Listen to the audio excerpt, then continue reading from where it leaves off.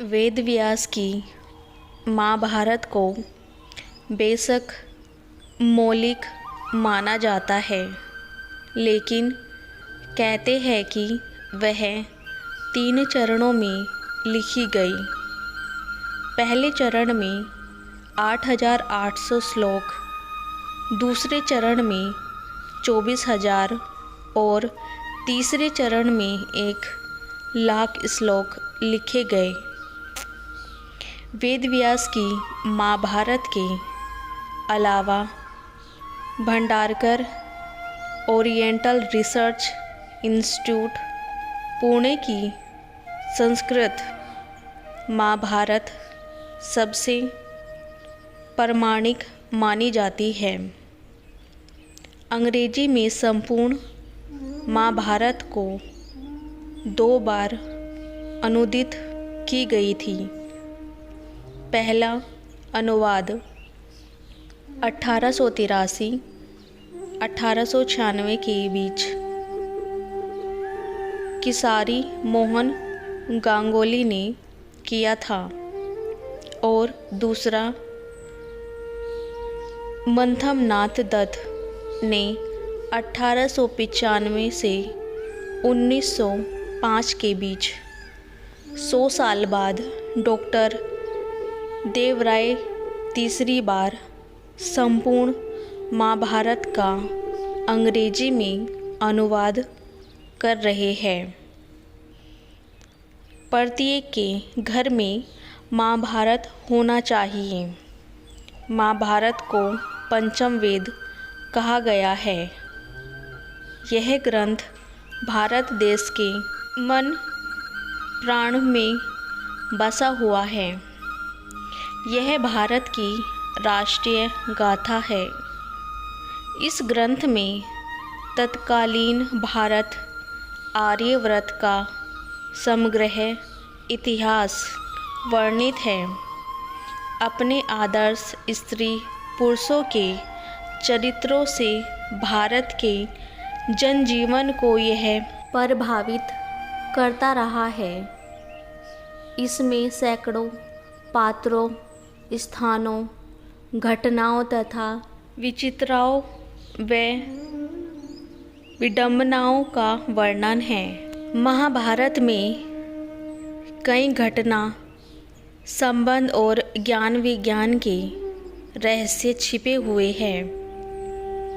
महाभारत का हर पात्र जीवंत है, चाहे वह कौरव, पांडव, कर्ण और कृष्ण हो या दुर्योधन, शल्य, शिखंडी और कृपाचार्य हो।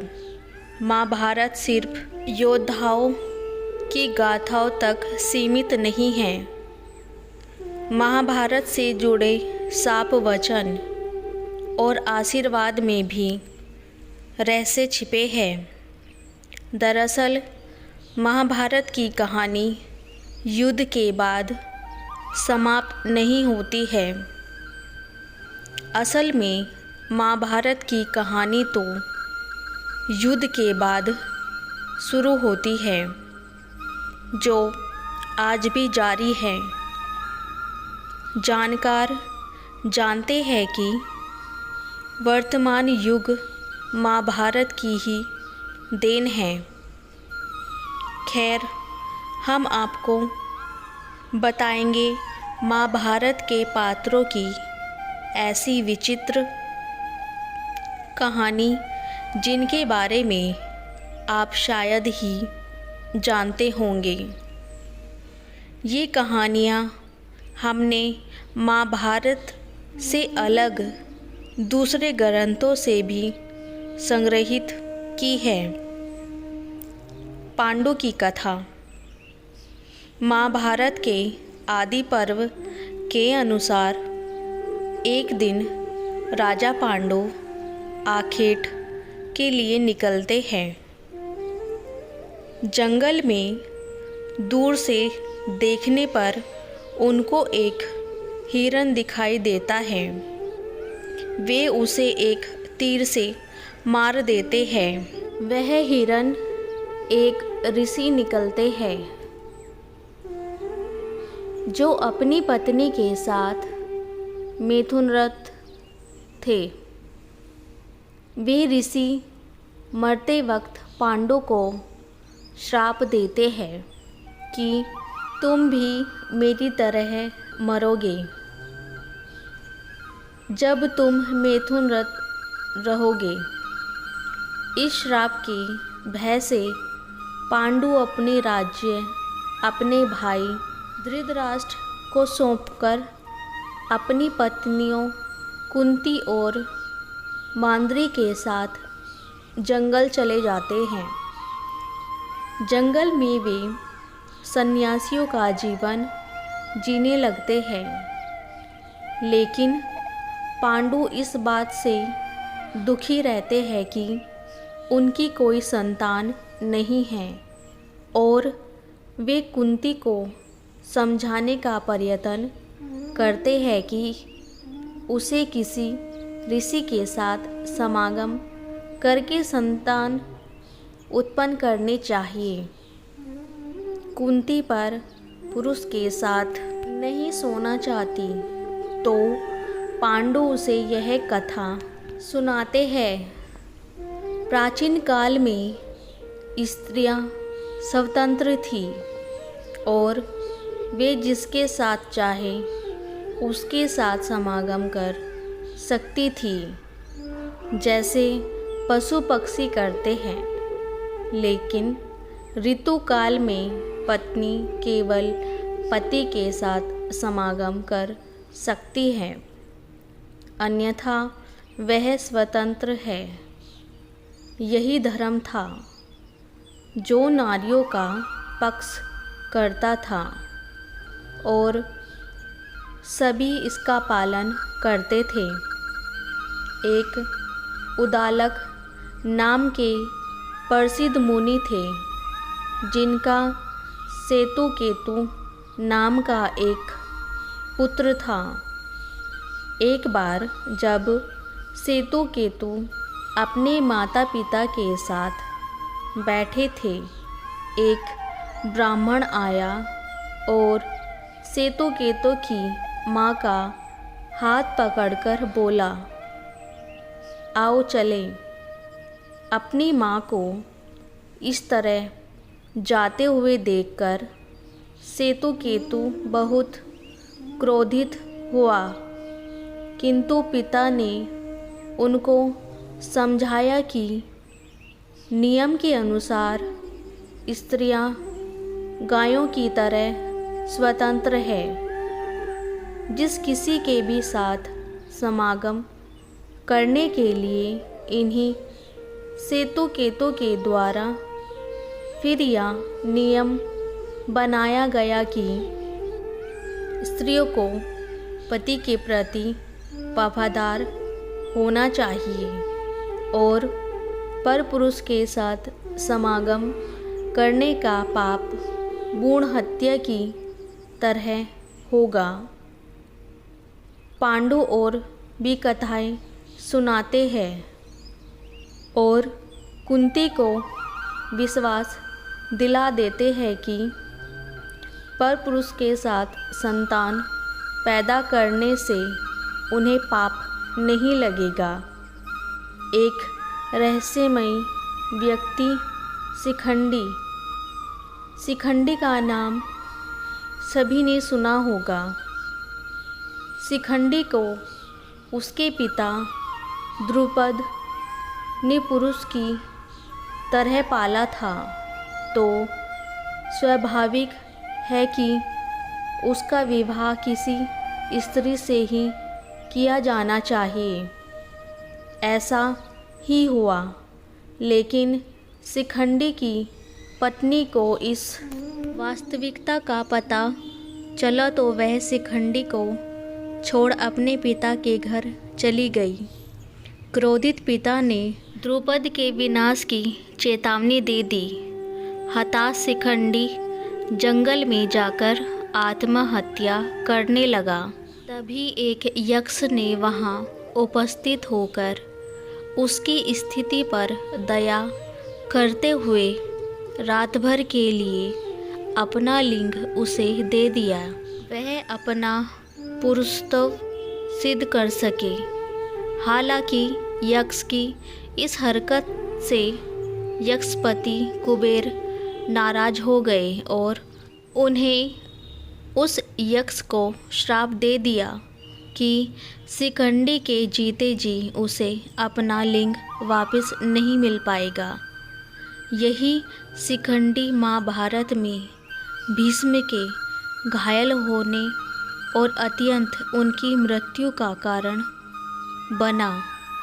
दरअसल शिखंडी पिछले जन्म में अम्बा नामक राजकुमारी था, जिसका 2 बहनों के साथ भीष्म ने अपहरण कर लिया था। भीष्म इन बहनों की शादी शारीरिक रूप से अक्षम अपने अनुज विचित्रव्यय से कराना चाहते थे।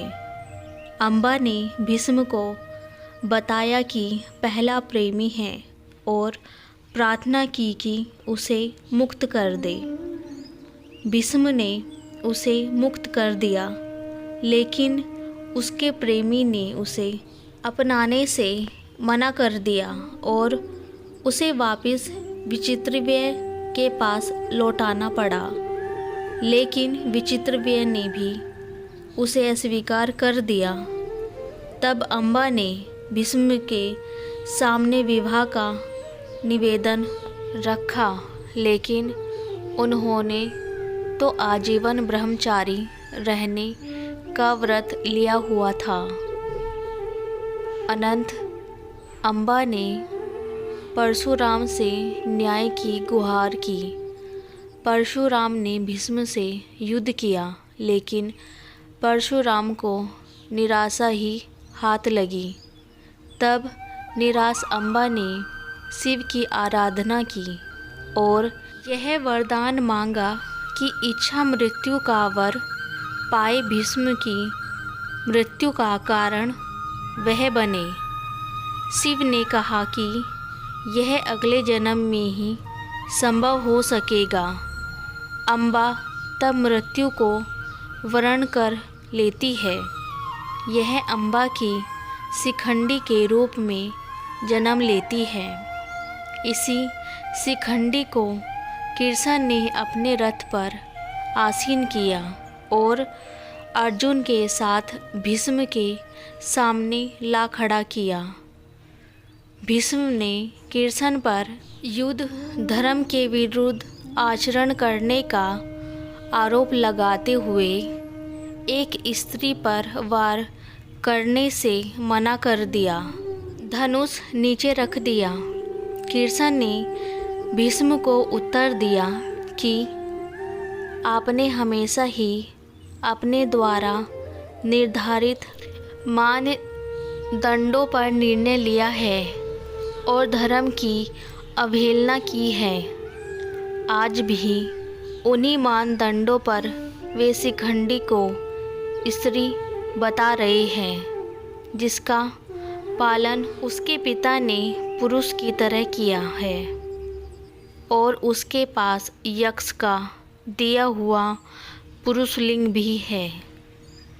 भीष्म ने फिर भी युद्ध करने से मना कर दिया, जिस पर कृष्ण ने शिखंडी और अर्जुन को ललकारा कि वे भीष्म पर वार करें, ताकि भेदभाव पर आधारित उनकी मान्यताओं की जगह समावेश को महत्व देने वाले धर्म की स्थापना हो सके। सरसैया पर लेटे भीष्म को इच्छा मृत्यु प्राप्त थी। जब बाणों से उनका शरीर छेद दिया गया, तब भी उन्होंने देह का त्याग नहीं किया। महाभारत के अनुसार सूर्य जब तक उत्तरायण नहीं हुआ, तब तक वे इसी तरह सरसैया पर लेटे रहे। युद्ध समाप्ति के बाद भी उन्होंने कई दिनों तक शरीर नहीं छोड़ा था। प्रतिदिन उनसे बचे हुए योद्धा कृष्ण और पांडव आदि प्रवचन सुनने आते थे। एक दिन युद्धोपरांत भीष्म के मृत्युवरण से पूर्व पांडव उनका आशीर्वाद लेने गए। बातचीत में युधिष्ठिर ने पूछा, पितामह, पुरुष और स्त्री में किसे अधिक यौन सुख प्राप्त होता है? संतान द्वारा माता और पिता कहे जाने से माता और पिता में किसे अधिक कर्णप्रिय लगता है? भीष्म ने उत्तर दिया, राजा, भंगासवन के अतिरिक्त इन प्रश्नों का उत्तर कोई नहीं जानता। उनकी अनेक अनेक पत्नियां और संतानें थीं। इंद्र के श्राप से वह स्त्री बन गया और उसने एक पुरुष से शादी कर संतानों को भी जन्म दिया। इस प्रकार उसके ज्ञान में पति और पत्नी तथा माता पिता का अनुभव है। वही तुम्हारे प्रश्नों का उत्तर देने में सक्षम है। अर्जुन के 3 पुत्र थे। द्रौपदी से जन्मे अर्जुन के पुत्र का नाम श्रुतकर्मा था। द्रौपदी के अलावा अर्जुन की सुभद्रा, उल्फी और चित्रांगदा नाम 3 और पत्नियां थीं। सुभद्रा से अभिमन्यु, उल्फी से ड्रावन, चित्रांगना से बब्रुवान नामक पुत्रों का जन्म हुआ। चित्रांगना का बब्रुवान महाभारत के युद्ध में लड़ा था। कहते हैं कि अपने ही पुत्र द्वारा अर्जुन मारे गए। यह कैसे हुआ, इसके पीछे भी एक कथा है। महाभारत युद्ध समाप्त होने के बाद एक दिन महर्षि वेदव्यास और श्री कृष्ण के कहने पर पांडवों ने अश्वमेध यज्ञ करने का विचार किया। शुभ मुहूर्त देखकर यज्ञ का शुभारंभ किया और अर्जुन को रक्षक बनाकर घोड़ा छोड़ दिया। वह घोड़ा जहाँ भी जाता अर्जुन उसके पीछे जाते। उनके पीछे जाते उनके राजाओं ने पांडवों की अधीनता स्वीकार कर ली। वहीं कुछ ने मैत्रीपूर्ण संबंधों के आधार पर पांडवों को कर देने की बात मान ली। वह घोड़ा घूमते घूमते मणिपुर जा पहुंचा।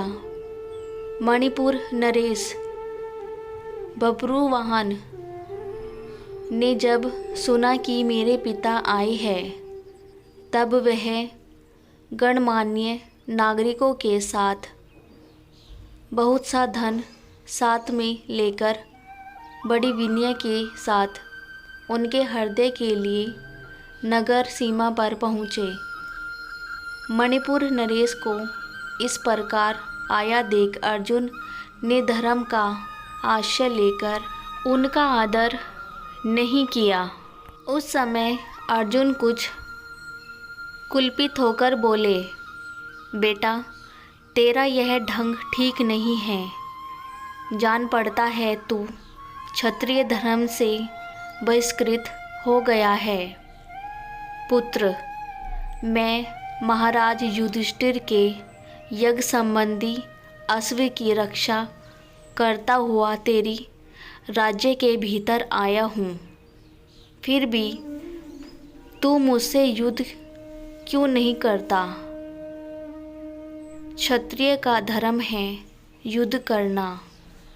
अर्जुन ने क्रोधित होकर कहा, तुझ दुर्बुद्धि को धिक्कार है। तू निश्चय ही क्षत्रिय धर्म से भ्रष्ट हो गया है। तभी तो एक स्त्री की भांति तू यहाँ युद्ध के क्षण आया हुआ मुझे शांतिपूर्वक साथ लेने के लिए चेष्टा कर रहा है। इस तरह अर्जुन ने अपने पुत्र को बहुत खरी खोटी सुनाई। उस समय अर्जुन की पत्नी नागकन्या लूपी भी उस वर्तमान को सुन रही थी। तब मनोहर अंगों वाली नागकन्या लूपी धर्म निपुण ब्रह्मवाहन के पास आकर यह धर्म संपन्न बात बोली, बेटा तुम्हें विदित होना चाहिए कि मैं तुम्हारी विमाता नागकन्या उलूपी हूँ। तुम मेरी आज्ञा का पालन करो, इससे तुम्हें महान धर्म की प्राप्ति होगी। तुम्हारे पिता गुरुकुल के श्रेष्ठ वीर और योद्धा के मद से उन्मत्त रहने वाले हैं, अतः इनके साथ अवश्य युद्ध करो। ऐसा करने से ये तुम पर प्रसन्न होंगे, इसमें आश्चर्य नहीं है। यह सुनकर बब्रुवान ने अपने पिता अर्जुन से युद्ध करने का निश्चय किया। तब अर्जुन और बब्रुवाहन के बीच घोर युद्ध हुआ। कहते हैं कि इस युद्ध में बब्रुवान मूर्छित हो गया और अर्जुन मारे गए थे।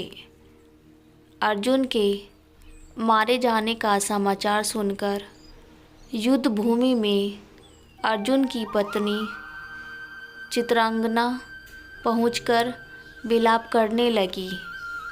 वह उलूपी से कहने लगी, तुम्हारी ही आज्ञा से मेरे पुत्र बब्रुवाहन ने अपने पिता से युद्ध किया। चित्रांगना ने रोते हुए उलूपी से कहा कि तुम धर्म की जानकार हो बहन, मैं तुमसे अर्जुन के प्राणों की भीख मांगती हूँ।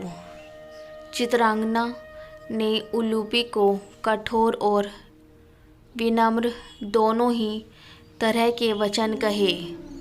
अंत में उसने कहा, तुम ही ने मेरे बेटे को लड़कर उनकी जान ली है।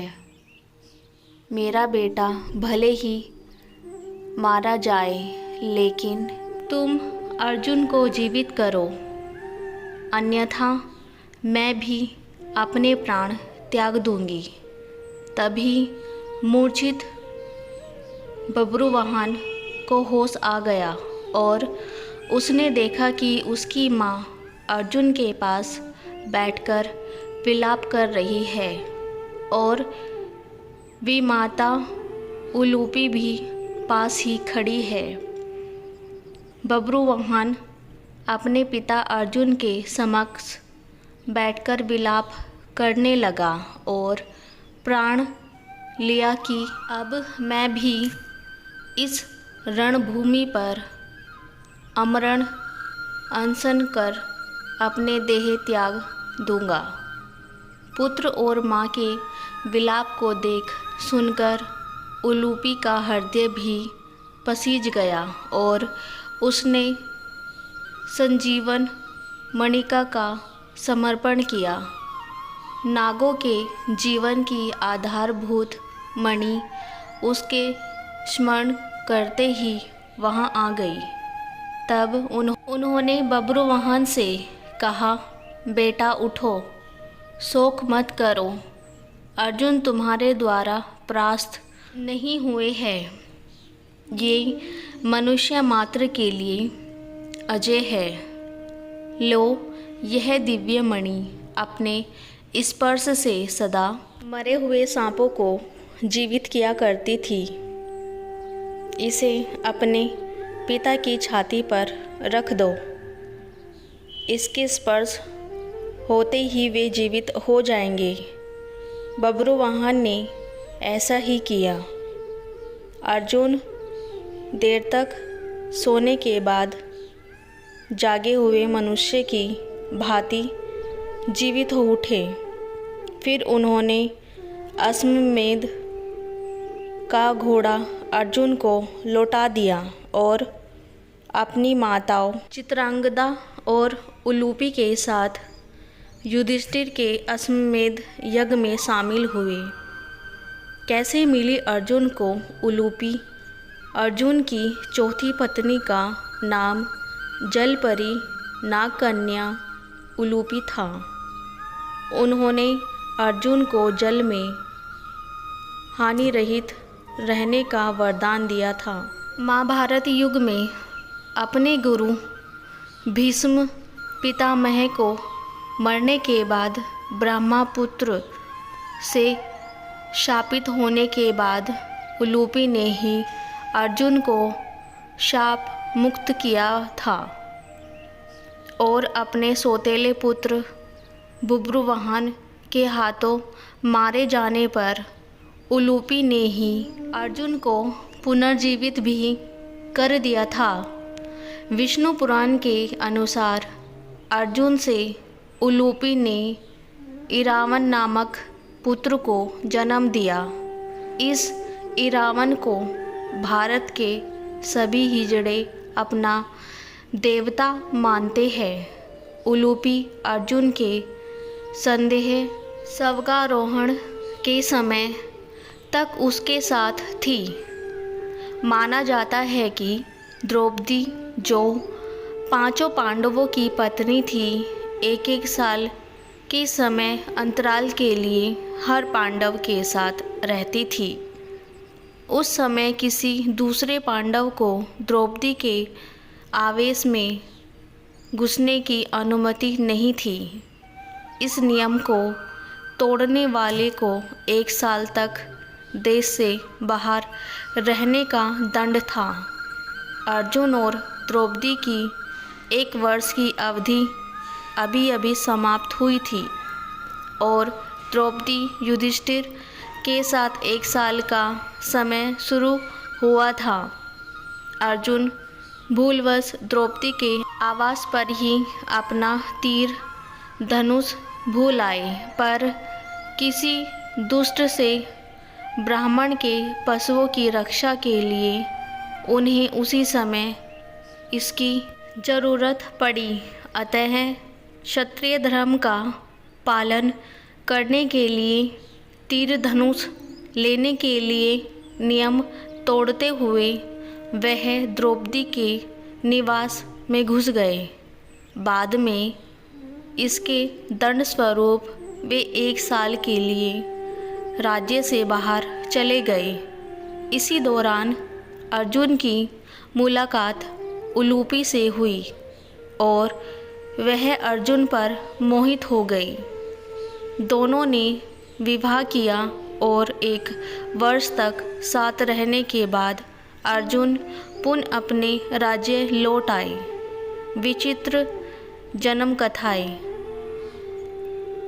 धृतराष्ट्र, पांडु, विदुर, द्रौपदी, दुर्योधन, कृपाचार्य, कृपि, द्रोणाचार्य के अलावा कौरवों, पांडवों और कर्ण की जन्म कथाएं भी विचित्र ही कही जाएगी।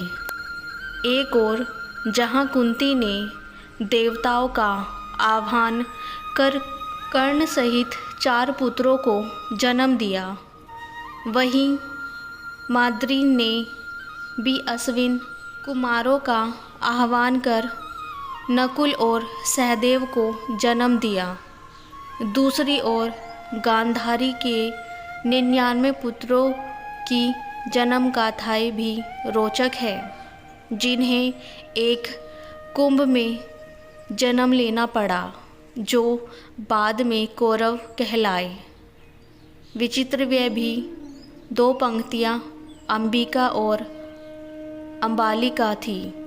दोनों को कोई पुत्र नहीं हो रहा था, तो सत्यवती के पुत्र वेदव्यास माता की आज्ञा मानकर बोले, माता, आप उन दोनों रानियों से कह दीजिए कि वे मेरे सामने से निवस्त्र होकर गुजरे, जिससे कि उनको गर्भ धारण होगा। सबसे पहले बड़ी रानी अंबिका और फिर छोटी रानी अंबालिका गई, पर अंबिका ने उनके तेज से डरकर अपने नेत्र बंद कर लिए, जबकि अंबालिका वेदव्यास को देखकर भय से पीली पड़ गई। वेदव्यास लौटकर माता से बोले, माता, अंबिका को बड़ा तेजस्वी पुत्र होगा, किंतु नेत्र बंद करने के दोष के कारण वह अंधा होगा, जबकि अंबालिका के गर्भ से पांडु रोग से ग्रस्त पुत्र पैदा होगा। यह जानकर कि माता सत्यवती ने बड़ी रानी अंबिका को पुनः वेदव्यास के पास जाने का आदेश दिया। इस बार बड़ी रानी ने स्वयं न जानकर अपनी दासी को वेदव्यास के पास भेज दिया। दासी बिना किसी संकोच के वेदव्यास के सामने से गुजरी।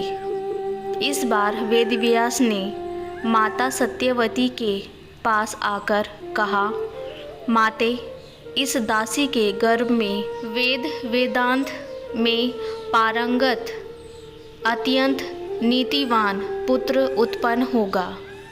इतना कहकर वेदव्यास तपस्या करने चले गए।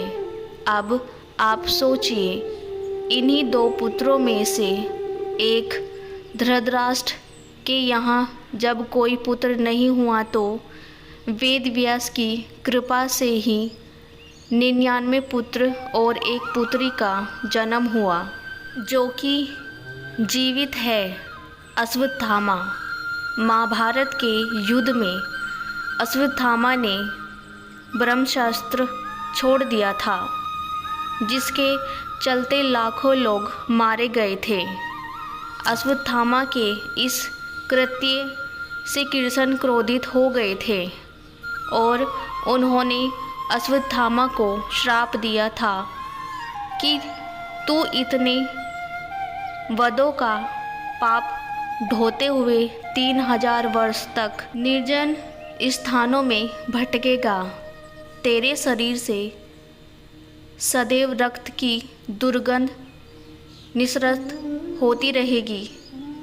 तू अनेक रोगों से पीड़ित रहेगा। व्यास ने श्री कृष्ण के वचनों का अनुमोदन किया। कहते हैं कि अश्वत्थामा इस श्राप के बाद राजस्थानी इलाके में चला गया था और वहाँ रहने लगा था। कुछ लोग मानते हैं कि वह अरब चला गया था।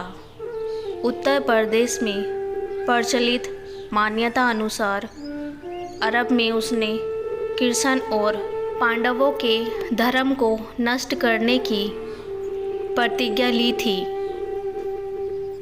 हालांकि भारत में लोग दावा करते हैं कि अमुक जगहों पर अश्वत्थामा आता रहता है, लेकिन अब तक इसकी सच्चाई की पुष्टि नहीं हुई है। यदि हम यह माने कि उनको मात्र 3000 वर्षों तक जिंदा रहने का ही श्राप था, तो फिर वे अब तक मर चुके होंगे, क्योंकि महाभारत युद्ध को हुए 3000 साल कभी के हो चुके हैं। लेकिन यदि उनको कली काल के अंत तक भटकने का श्राप दिया गया, तो गंगा और शांतनु क्या उम्र रही होगी दोनों के बीच। महाभारत आदि पर्व में उल्लेख है कि वेशपयंजी जनमेजय को कथाक्रम में बताते हैं कि इक्ष्वाकु वंश में महाभीष नामक राजा थे। उन्होंने अश्वमेध और राजसूय यज्ञ करके स्वर्ग प्राप्त किया। एक दिन सभी देवता आदि ब्रह्मा जी की सेवा में उपस्थित हुए। वायु ने श्री गंगा जी के वस्त्र को उनके शरीर से खिसका दिया। तब सबने आंखें नीचे कर ली, किंतु महाभीष उन्हें देखते रहे। तब ब्रह्मा जी ने उनसे कहा कि तुम मृत्युलोक जाओगे। जिस गंगा को तुम देखते रहे हो वह तुम्हारा अपरिय करेगी। इस प्रकार उनका जन्म प्रतीक के पुत्र शांतनु के रूप में हुआ। प्रतापी राजा प्रतीप के बाद उनके पुत्र शांतनु हस्तिनापुर के राजा हुए। पुत्र की कामना से शांतनु के पिता महाराजा प्रतीप गंगा के किनारे तपस्या कर रहे थे। उनके तप, रूप और सौंदर्य पर मोहित होकर गंगा उनकी दाहिनी जांघ पर आकर बैठ गई और कहने लगी, राजन, मैं आपसे विवाह करना चाहती हूँ।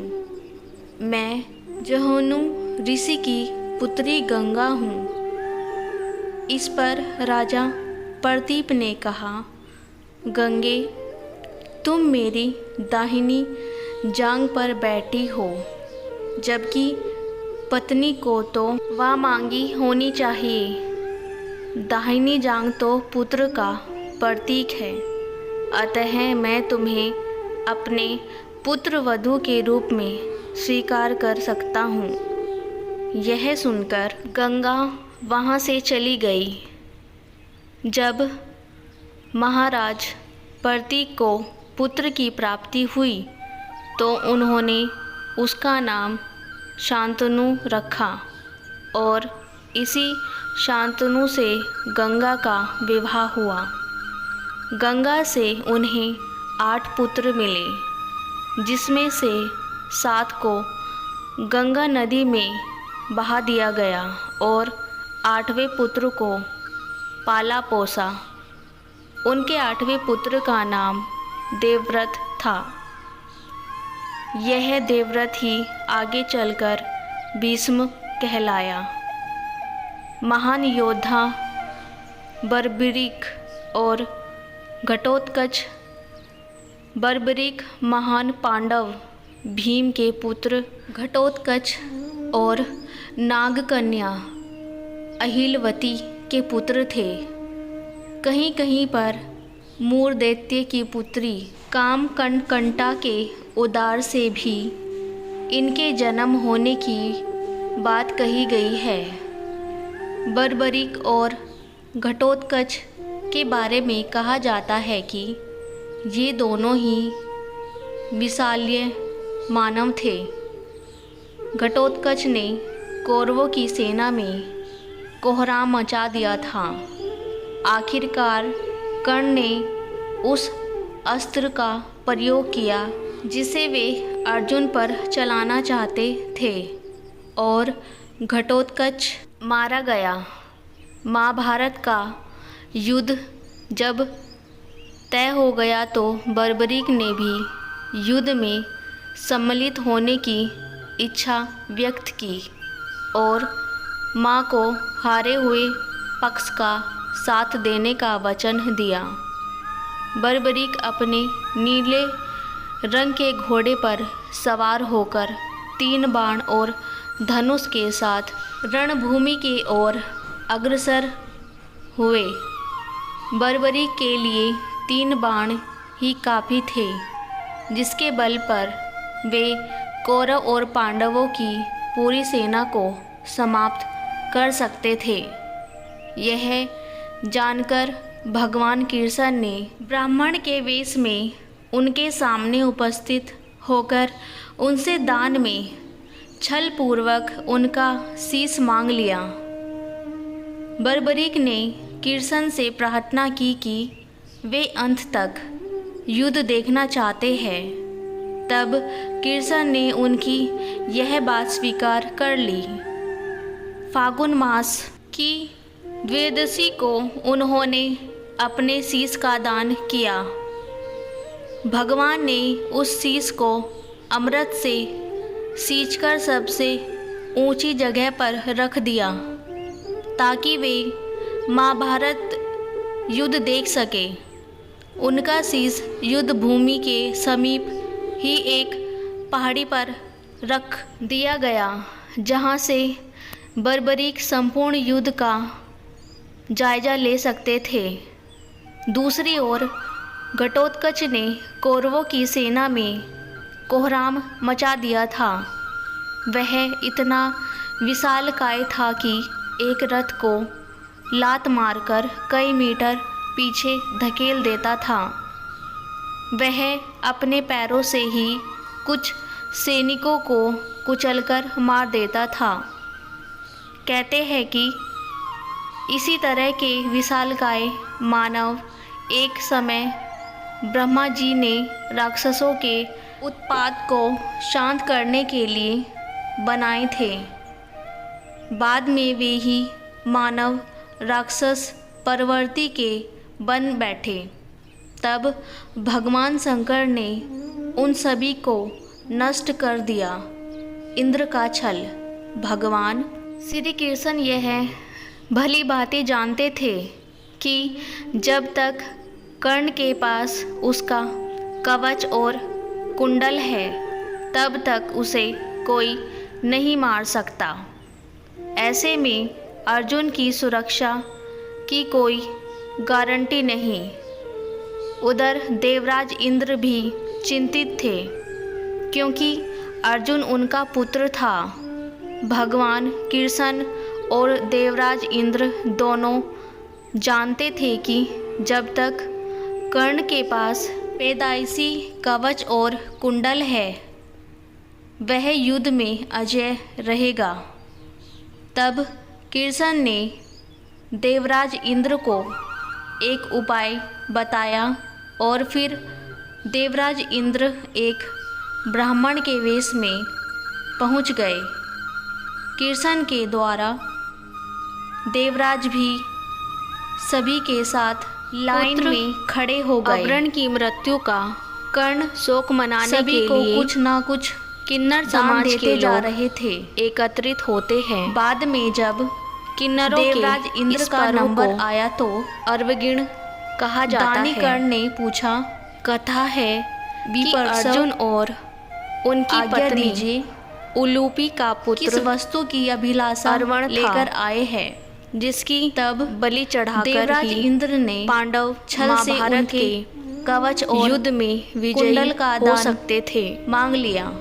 अर्वण क्या ऐसा बलि से पहले तमिलनाडु शर्त रख दी गांव में हर वर्ष उसकी शादी कर दी जाए, लेकिन कोई स्त्री ऐसी व्यक्ति से शादी के लिए तैयार नहीं हो सकती थी जिसकी मृत्यु निश्चित थी। अनंत कृष्ण ने स्वयं मोहिनी रूप धारण कर उससे शादी की और सुहागरात मनाई। सुबह बलि के बाद मोहिनी रूपी कृष्ण ने विधवा के रूप में विलाप भी किया था। है ना विचित्र कथा। लेकिन इस कथा की सच्चाई के बारे में हम नहीं जानते। श्री कृष्ण ने जीवित कर दिया था इन्हें। भगवान श्री कृष्ण ने महाभारत युद्ध के दौरान अर्जुन को गीता का उपदेश दिया। अर्जुन इंद्र के पुत्र थे, लेकिन कहते हैं पांडुपुत्र उनकी माता का नाम कुंती था। कुंती पांडव की ज्येष्ठ पत्नी वासुदेव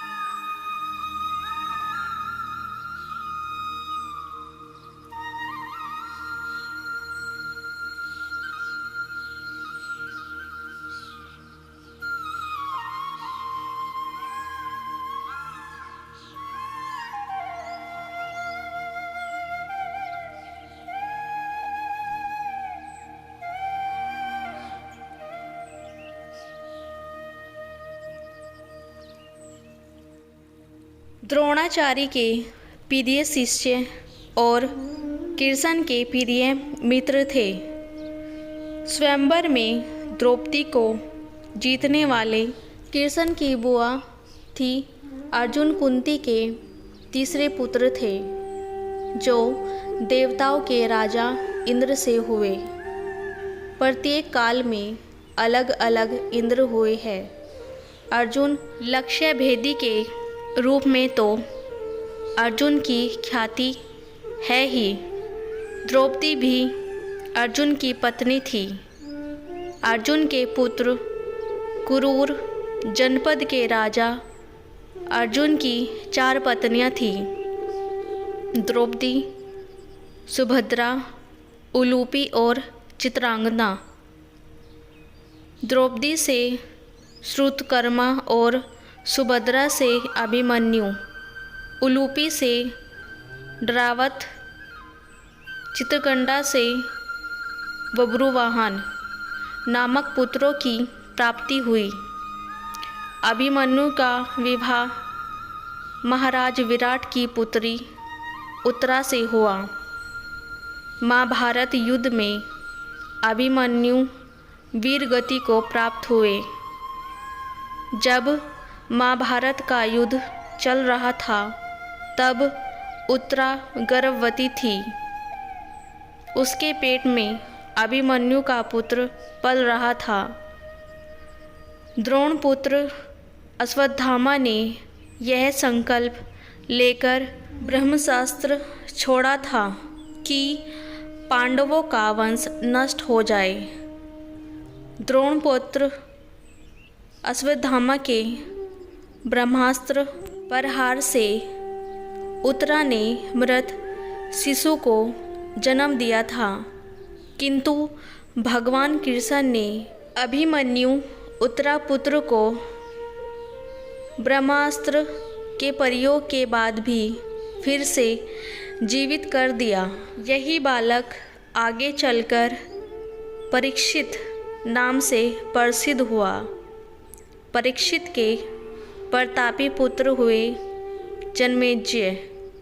ऐसी कई उदाहरण हैं, जबकि भगवान कृष्ण ने लोगों को फिर से जीवित कर दिया।